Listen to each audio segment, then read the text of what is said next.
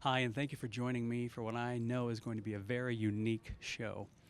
You may remember a few years ago there was an exhibit that came through Oklahoma City called Passages, and it was a selection of ancient manuscripts and artifacts that had been collected by the Green family, the owners of Hobby Lobby. Well, that collection has continued to grow, and now it's upwards of 40,000 artifacts. So they've decided to create a museum to house all of these artifacts. It's called the Museum of the Bible, and it'll be opening this year in Washington, D.C. But all of the work, the design work, the preservation, the conservation, the mounting of these artifacts, that's all happening right here in Oklahoma. And they invited us to bring our cameras in and to get a behind-the-scene tour of some of that work. So hopefully you can stick around for the next 30 minutes as we get a sneak peek of the preparation work for the opening of the Museum of the Bible.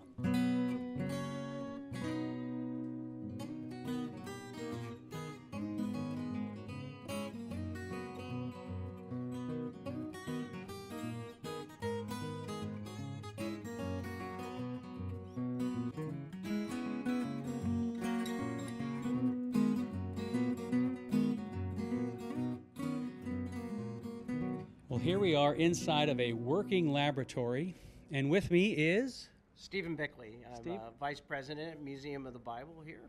very good, Steve. And how did you get involved with the Museum of the Bible?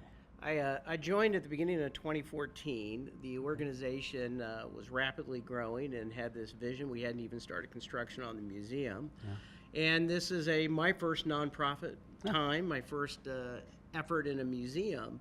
I come out of a telecom background, and they wanted some business leadership expertise to help build the processes and procedures at the museum. And it's been 3.5 years of sprinting to get to the stage we're at today. And a big learning curve for you, I imagine. You know, you're learning a new industry. I had a lot of passion around the Bible, and so the mission of Museum of the Bible is really what attracted me. The chance to wake up every day and invite people to engage with this book that has influenced all of our lives in amazing ways is something that I have a lot of passion around, and it's a pleasure to work towards. Sounds like it's very fulfilling. Yeah, it's very fulfilling, and you get to work with great people, and it's just fascinating. You know, I've learned a ton, and we're going to talk today about some of the restoration and some of the mount making, and it's just a whole fascinating world. Everything that goes in behind the scenes that you would not expect. I'm really looking forward to it. I'm seeing a lot of great equipment. There's people back here. Can you take me in there? So this is Francisco, and Francisco is one of our conservators here, and he'll take you through some of the stuff that he's working on. Well, thank you very much, Steve. We'll catch up with you later. My pleasure. Hello, Francisco. How are you? Nice to meet you. Nice to So, what is your role here? Well, I'm a conservator for the museum. Conservator, and is that you don't? So you're not acquiring these pieces; you're preserving them. I preserve them, conserve them, yes, and restore sometimes. Oh, sometimes restoration. Sure, because these are so old, they come to you damaged, and you need to ensure they don't get more damaged. Yeah, exactly. It's like this Torah scroll here. Okay. You see, it's becoming the glue that they use, because this is a different kind of Torah because it's made out of paper. Okay. Usually they are parchment or vellum. Okay, And so you're then- having to reactivate the glue somewhere. Well, it is becoming, or they probably put very little, and then it's becoming, it's getting loose. So before, when we roll it or unroll it, before it gets damaged, then it will be repaired here. So when we use it or exhibit it, it will be safe to do. Roughly how old is this document? This is 19th century. It's brand new to me, Yes. because usually we work on 16th, 15th, 14th century artifacts. So in order to work with this glue, you have to know what kind of glue they used back then, right? Exactly. Wow. How do you learn something like that? Well, through practice, and I made some courses in Italy and Mexico and Canada and different places. So you get the piece, restore, repair, preserve, and then whenever they're going to display it, I imagine you're involved in letting them know what you should and should not do. Yes, there are some other departments that take care of that part also, but up to the part where the artifact can or cannot travel, or how the health of the artifact is, then I am involved in. Yeah, that'd be very helpful. Yes. Wow, that is very fascinating. Thank you very much for your time. Sure, very I well. appreciate it. Thank you. Okay, can you tell me what it is we're looking at and what your name is? My name is Lance Allred, and we are looking at a barrel cylinder from the King Nebuchadnezzar II of Babylon. Which is what era? We're talking about what we would call the Neo-Babylonian period, so circa 580, 550 BC, somewhere around there. BC. BC, yes. And this is an inscription that he wrote out, or he had a scribe write out probably, commemorating the construction of, he expanded the walls of Babylon. Okay. So he starts off saying, I did a great thing, my dad built the walls, I expanded them. Right? It's not really an inscription for Okay. us to read or whatever. It's a communication. He's invoking the deities. He's bragging about himself. That's there for his posterity. So when you first got it, you were able to read it, essentially? I mean, look. It took me a little bit of time, Yeah. but yes, because Wow. it's difficult to read. But Yeah. you get a few words going. You start to figure out what's going on, and then you can read it. Yes, That is because it looks like just a bunch of scratches on a rock. it is. I mean, it's. They're literally taking clay. This would be wet clay originally, and then they're Okay. taking their reed stylus and impressing the wedges into the. Now, into the wet if clay. you're reading it, is it left to right, right to left? Yes, how's it you're going left to right, and this is in two columns. You can see sort of the divider. So you would read this first column to the end, Okay. and then second column Start starts over. there, and you go all the way around. That's how you would read that. And how did you decide to study cuneiform? My story is a little goofy. I was an undergraduate and happened to be watching an episode of Star Trek where they mentioned this Mesopotamian hero, Gilgamesh, who was part of the plot. And I'd never heard of Gilgamesh, didn't know anything about Mesopotamia, and I thought, wow, this is so interesting. It's all new. I'm going to study this. Really? What were you studying as an undergraduate? I was an undeclared major. I originally wanted to go Sure. into foreign relations and politics and whatever, and then I decided that was boring. And so I'd rather study an ancient, study ancient language. That's right. That's right. exciting. So that's what I did, and I went to grad school to do it, and now and here I am. That is really interesting. It's a goofy story, but yes. Particularly Star Trek, The Star Trek episode. a futuristic and takes you back 2,500 years. Yes, to the past. Yes. Do you recall the oldest artifact you've seen? The oldest thing I've seen would be something from 5,000 years ago. That's when writing develops in Mesopotamia, in human history for the first time. Sure.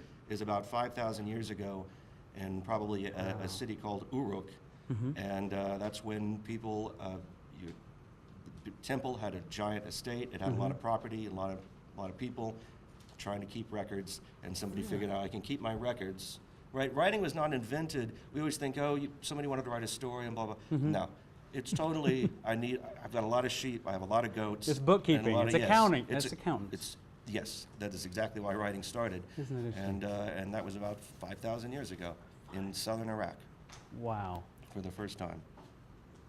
Well, I've obviously never seen anything like that, and I appreciate you taking the Good. time. I'm glad we have a chance to show it off.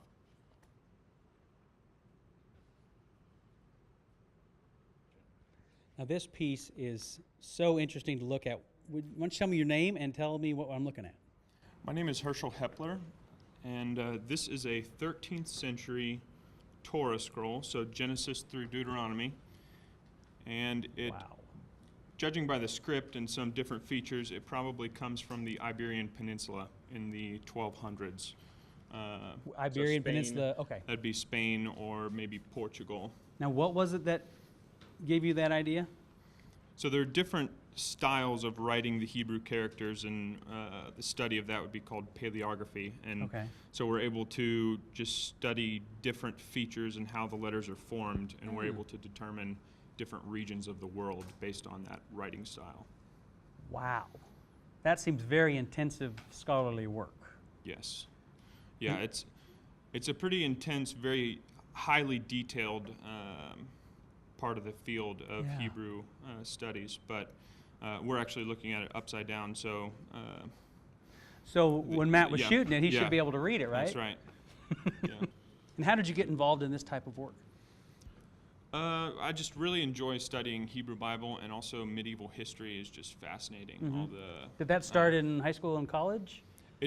Yeah, my fascination with history really started in high school, but college and in my master's, I really got into biblical history and also medieval history. And So when you're looking, if you were on the other side of the table, you can read this. yeah, sometimes I need a little extra book, maybe a dictionary to form through some things. And So the Hebrew also style. this Oh, go ahead. this scroll doesn't have any vowels, which is just kind of a training wheel for me. So. Interesting. A Torah scroll won't have any vowel marks in it, so it's just the characters. So in a codex or in a book form of the Torah, they would add vowels. Okay. But in this is the pinnacle of sacred texts within Judaism, and because the belief is that Moses wrote this, Moses did not write it with vowels. So for the Torah scroll form, the form of a scroll, you don't add vowels. Wow. There's so many layers to this, I had no idea. And I'm sure most folks didn't, so I appreciate you sharing that. Yeah, It's very interesting. it's an interesting world. Now, this wood block, why don't you tell us about that? This one was produced in 1591, so printing begins for text in 1454 in the West. You do have block books happening prior to that, but it kind of really takes off after the advent of printing in that area. So 1591 in Europe. This one is done in Italy by an artist named Antonio Tempesta and his workshop. But if you notice how intricately carved everything is, and if you've ever tried to carve out of a block of wood, if you hit a knot in it or an imperfection in it, a whole chunk's going to fly off. So the fact that they were able to do this in such detail is quite remarkable. You can see the city scene up in the corner, and this particular scene is of Christ entering Jerusalem. And Do you know what they used to carve back then? Just various chisels, small chisels. Wow. But to do it in reverse, again, the skill that would take is just remarkable. Okay, so give us a tour. You say Jesus is entering Jerusalem? It's Christ entering Jerusalem, so you can see him. He's the Oh, central I see an figure, animal. There's the and he's donkey. on the donkey, right? There's a city scene in the background, and Okay. he's surrounded by other people, as you see there. And this scene is one of 73 wood blocks that we own. And it's an entire collection that was used in the first printing of the Gospels in Arabic. Now, how often do you, how many copies would they make? I mean, they made a stamp, which probably, I can't imagine how long that would have taken.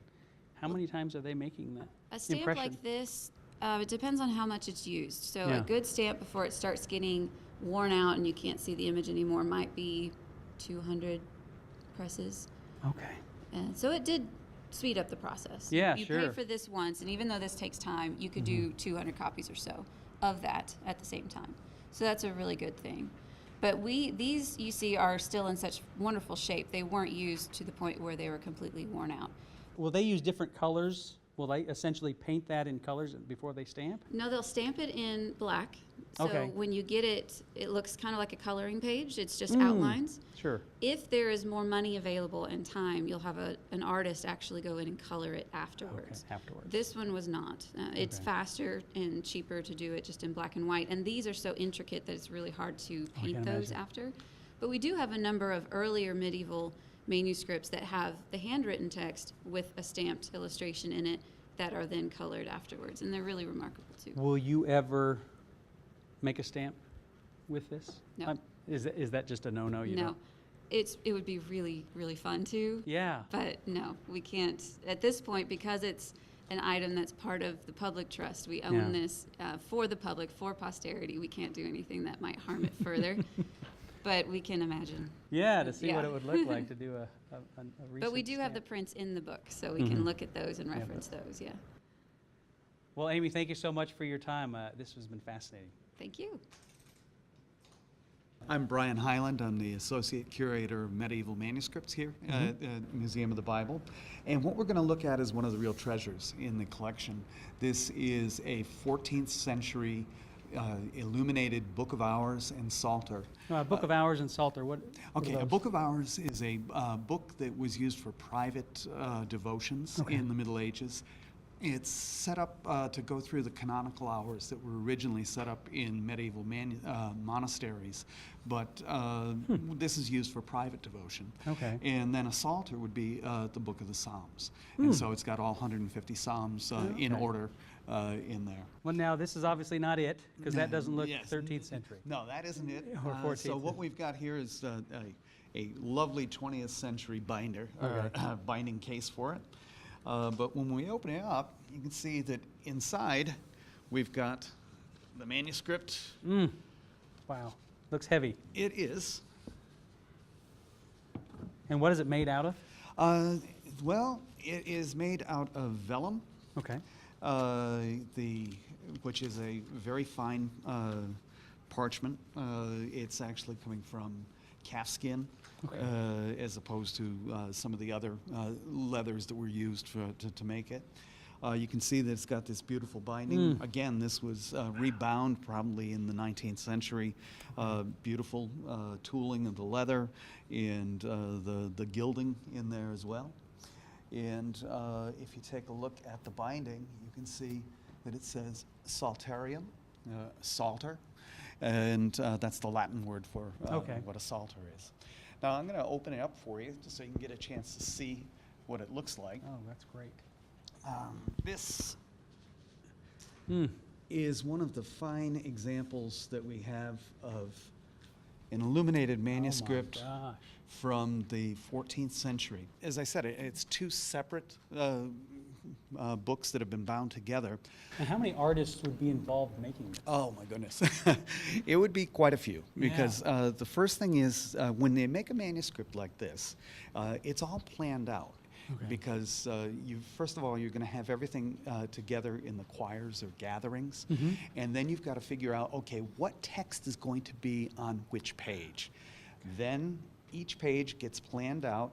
They literally press a wire into the vellum, and then they can trace along the wires to make the guidelines. So they have straight lines. They have straight lines. So what are some of the other materials they use? The inks. The inks are coming from all over the place. Chances are they are vegetable-based inks.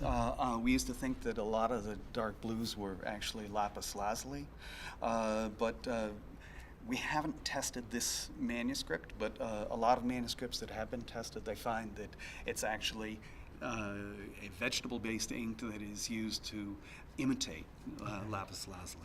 And are we looking at a D? Yes, we are. That's the letter D. You're learning Latin. I'm learning Latin. There we go. Do all of these symbols have significance? Well, you've got this satyr right here, okay, and you've got him playing his trumpet, and you got a little female satyr on the other side that he is apparently calling out to. Beckoning. So you've got classical imagery, but then you've got the religious imagery of the Annunciation with the angel Gabriel here holding up. They don't have balloons that they talk in, like in cartoons. They hold little scrolls, and it's saying Ave Maria, Hail Mary. Look at that. Well, that is a fascinating tour. Thank you for the time and all that information. Now it's time for us to enter the packing and preparator room here. Oh, wow. So why don't we go over and I'll show you where they're making some of the mounts for the museum. So these are the things that are going to be holding the artifacts. Yeah, every artifact has a unique story to tell. Everyone's individual, so every mount has to fit it specifically. It has to be created. And it by can't damage hand. it. Can't damage it. It has to preserve it. You know, these artifacts have been around for some of them thousands of years, and our job is to make sure they stick around for thousands more. Okay. And so let me introduce you to Todd. Todd's over here. Hello, Todd. Will Schwab. Will, nice to meet you. Why don't you come around here and Sure. show us what we're looking at? So for the mount making process, we'll always, for me, I think about it in terms of it's like a collaboration. So I'm always working with Sure. conservators, I'm always working with designers, and I'm always working with curators. So, you know, we're always thinking about the weight of the object, finding the center of gravity, and wanting to, you know, always capture the object at a stable point within the artifact.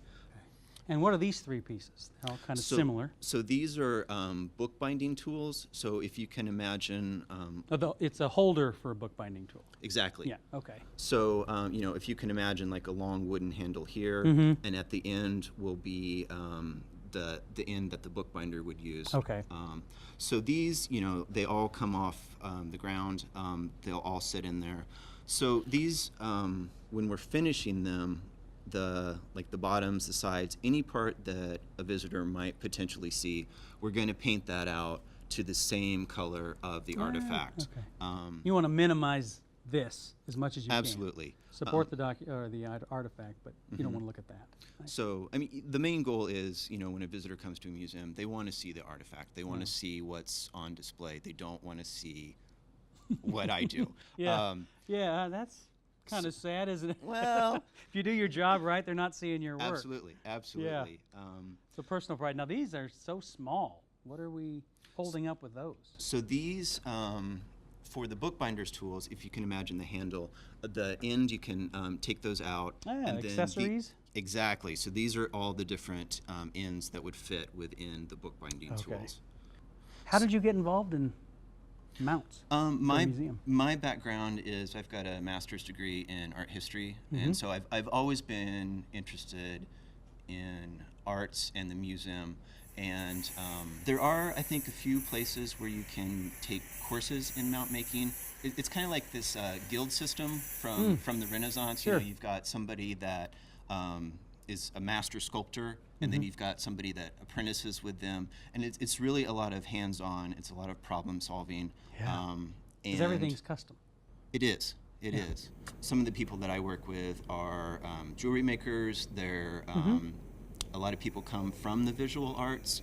It's kind of a natural mix. It's interesting because every day I get to see these amazing artifacts. I don't always know what they are. Yeah. But it's great because you're always learning about something new, and it's just it's a great experience.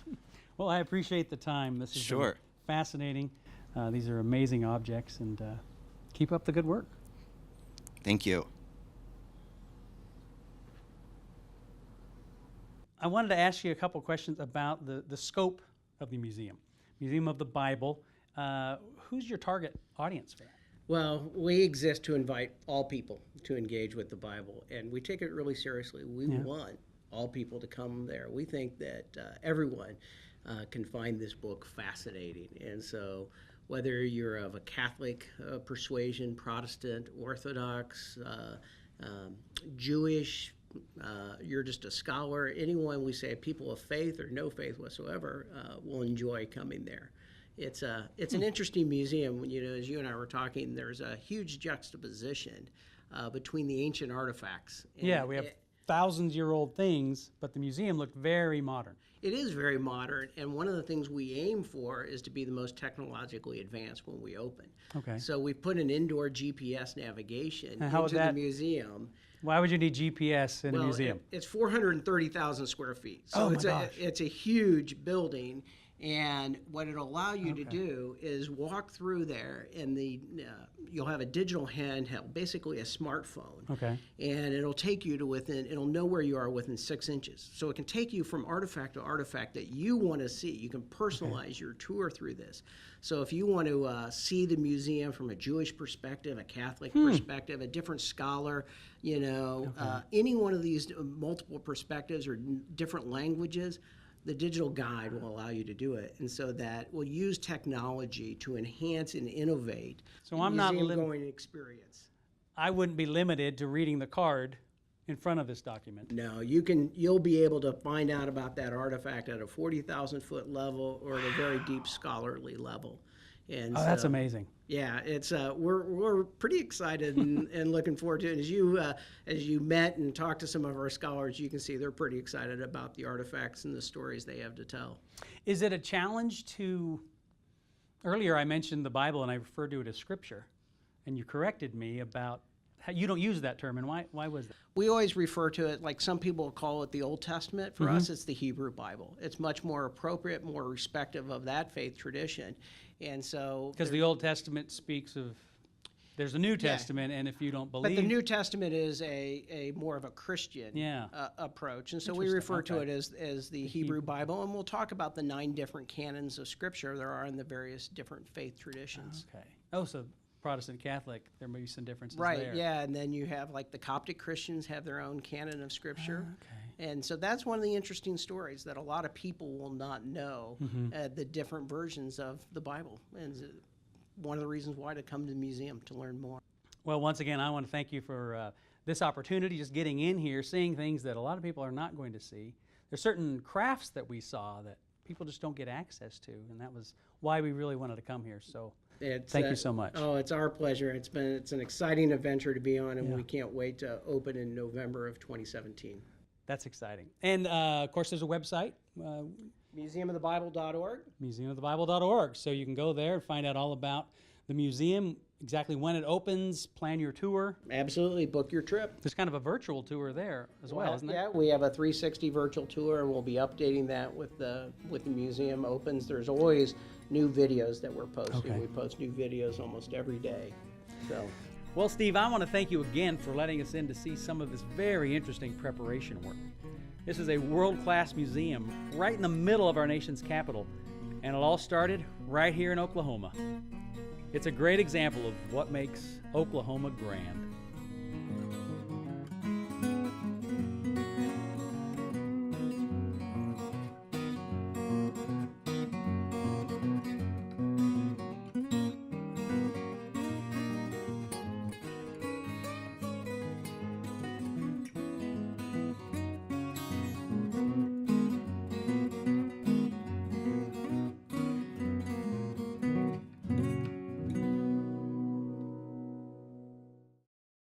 Oklahoma Grand is a proud partner with TEAM, an interfaith nonprofit organization determined to break cycles of incarceration in Oklahoma. Visit team.org.